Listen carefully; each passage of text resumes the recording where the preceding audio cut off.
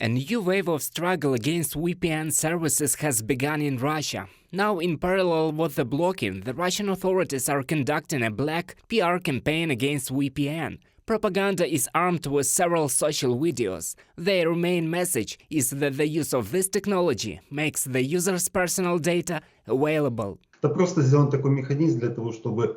is such a mechanism to intimidate. This is a horror story to intimidate people that there is a risk that everything will be stolen from you. They will use it. VPN is a service. It does not change. It is how it was created, so it remains unchanged. And first of all, its task is to encrypt the transfer of information and plus masking and the IP address of the user himself. A VPN or virtual private network is a technology that changes a user's geographic IP address and thus helps bypass internet blocking. In the context of a total information blockade in Russia, VPN services are becoming the #1 threat to the Kremlin's online censorship. This is a threat to the authorities in the sense that the population will transfer, watch, visit such resources that are prohibited, for example, in the Russian Federation, and thereby jeopardize this internal mood of the population regarding some political views and so on. That is,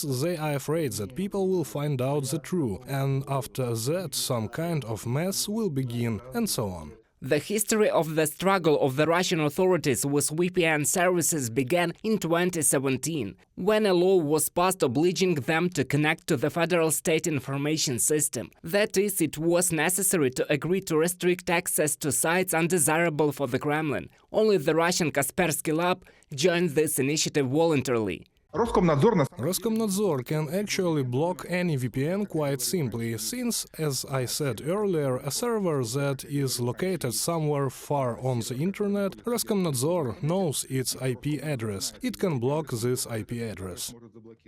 Experts note that today's campaign to discredit VPN services and block them is one of the preparatory stages for the closure of YouTube and another step bringing Russia closer to the internal isolated internet of the North Korea model. Reported by Roman Smoler, Vasil Panasiuk, UATV News.